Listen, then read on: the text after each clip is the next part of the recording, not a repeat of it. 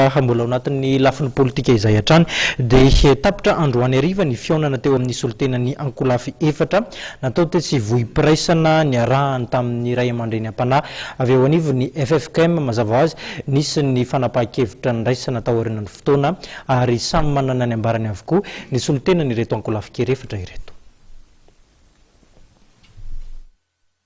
Fekevitra fanarahana mirona makany amin'ny fitoniana io ny tapaka taorian'izay 3 andro ny eo anan'ny FFKM ny solotenan'ireo 13 teo aloha ary ny solotenan'ny filohan'ny Tetezamita teny vohim-piraisana eny Andohalo. Io ny fantatra nandritra ny famaranana izany fivoriana izany io ariva io. Mbola tsy nisy ny pika aloha tao anatin'izany fekevitra izany izay mbola hodiniana. Andao arahana ny hevitra solotenan'ny filoha efatra izay nanatrika ity fivoriana ity. Convention mba ihonany izy chef d'État efatra. Mbola izay ihany. Zay tsy anao anatiny satria mbola devoir iny fa izay natao leto dia hiroso makany amin'ny tena fivoahana amin'ny krizy sy ny tsy fivemberamberan'ny krizy ary indrindra mba hatongavana any amin'ny fifidianana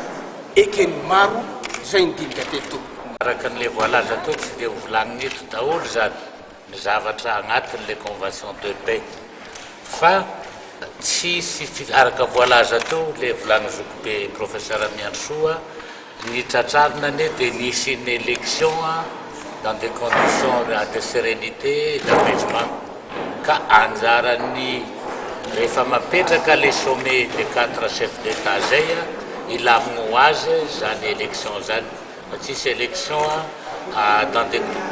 atao zany en catimini na alavavita fa anjaran'izy efatra amin'ny raha mianaka zany no andamigna amin'izay fa tsisy hoe resaka hafa ohatran'izay. Raha hoe ny dinikibisaka teto moa dia hoe sosokevitra izay mampitaina amin'ireo ray aman-dreny izy efatra amin'ny raha mianaka zany dia indrindrandrindra hoe no hatongavana amin'ny fifidianana izay no tanjona ary misy ireo dingana izay hatongavantsika amin'izany zany isany hoe ny fampiona sy fampidiana izareo mba ahafahana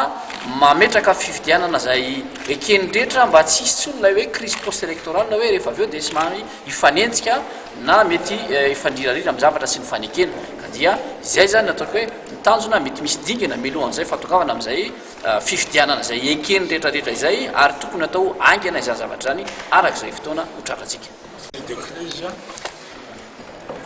Dia lalana itirana any amin'ny démocratie zay ny garanty tadiavinay ka le zany izy fifidianana anisan'ny anankiray amin'izay ka izao fihaonana izao mifandray amin'izay. Dingana voalohany ao anatin'izany fekevitra zany araka ny tsy litsofina ny fampionanareo filoha efatra eto Madagasikara. Dingana voalohany fihaonandreo izy efatra raha lamiana